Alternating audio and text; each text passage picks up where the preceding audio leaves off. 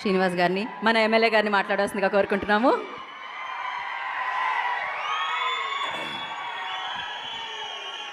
ఈరోజు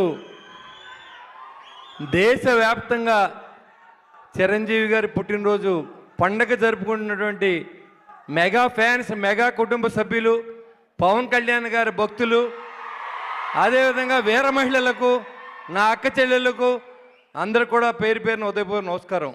mega family అంటే ఇవాళ చిరంజీవి గారు సినిమాల్లో విజేతగా నిలిచి ఈరోజు రాజకీయాల్లో కూడా తెలియని రాజకీయం లేదు ఆయనకి.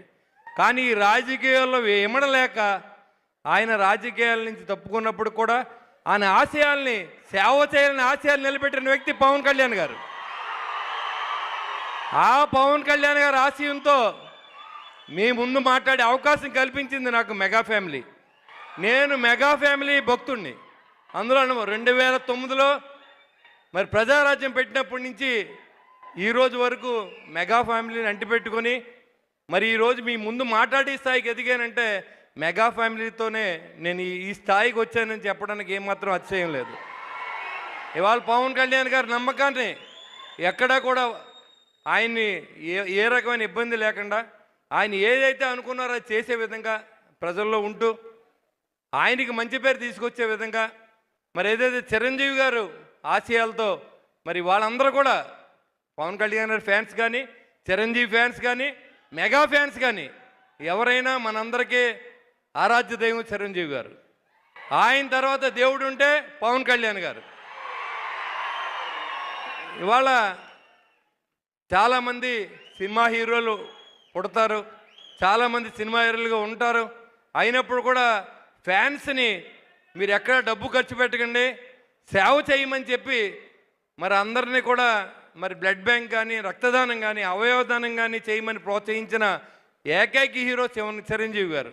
ఎందుకంటే యువత ఎంతసేపు మీరు బ్యానర్లు కట్టండి, పూలు చల్లండి అనే నాయకులు మనం చూసాం. కానీ ప్రాణాలు నిలబెట్టండి, రక్తదానం చేయండి, నేత్రదానం చేయండి అనే వ్యక్తి చిరంజీవి గారు. అందుకని మనం ఆయన ముందు శిరస్సు వంచి నమస్కారం చేయాలి. ఆయన కరోనా సమయంలో కోటీశ్వర్లు ఉన్నారు, కానీ ఎవరు బయటికి రాలేదు. ఒక్క చిరంజీవి గారు మాత్రం ఆయన స్వామినాయుడు గారిని మరి ఆయన ఒక ఆంజనేయ స్వామి అంటాడు స్వామినాయుడు గారు. ఆ రోజు నుంచి ఒకే మాట ఒకే పాట, అది మెగా ఫ్యామిలీ చిరంజీవి గారు. అంతే, ఆయనకి ఇంకేమీ తెలియదు. ఆయన అందరినీ కలుపుకుని అందరికీ ఆక్సిజన్ సిలిండర్లు ఇచ్చి కోట్లాది రూపాయలు ఖర్చు పెట్టిన వ్యక్తి చిరంజీవి గారు. మరి డబ్బు ఉంటుంది చాలామందికి, కానీ మనసు ఉండదు. రెండూ ఉన్న వ్యక్తి పవన్ కళ్యాణ్ గారు, చిరంజీవి గారు కూడా.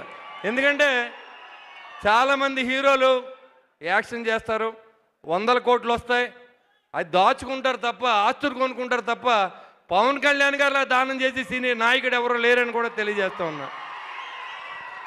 ఇవాళ ఒక మనిషి సినిమాల్లో నిలబడాలి, రాజకీయాల్లో నిలబడాలంటే ఎంత కష్టమో మీరు చూశారు.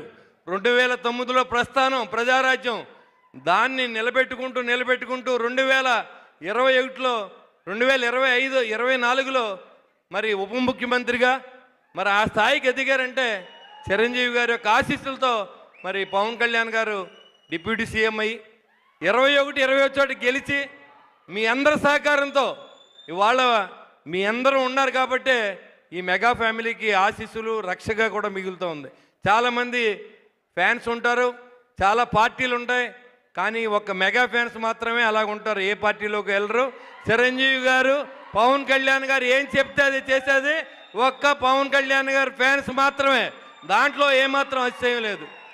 మరి ఈ సేవ చేసి తెలుగు రాష్ట్రాల్లోనే కాదు, ఎక్కడైనా కానీ మీరు 10 మందికి సహాయం చేయండి అని సినిమాలు కూడా మీరు 3 దానం చేయండి, నాకు థ్యాంక్స్ చెప్పొద్దని చెప్పినటువంటి ఠాగూర్ సినిమా దగ్గర నుంచి మరి ఆయన కుటుంబాన్ని పట్ల బాధ్యతగా ఉండి కిడ్నీ దానం చేసిన విజేత సినిమా దగ్గర నుంచి ఖైదీ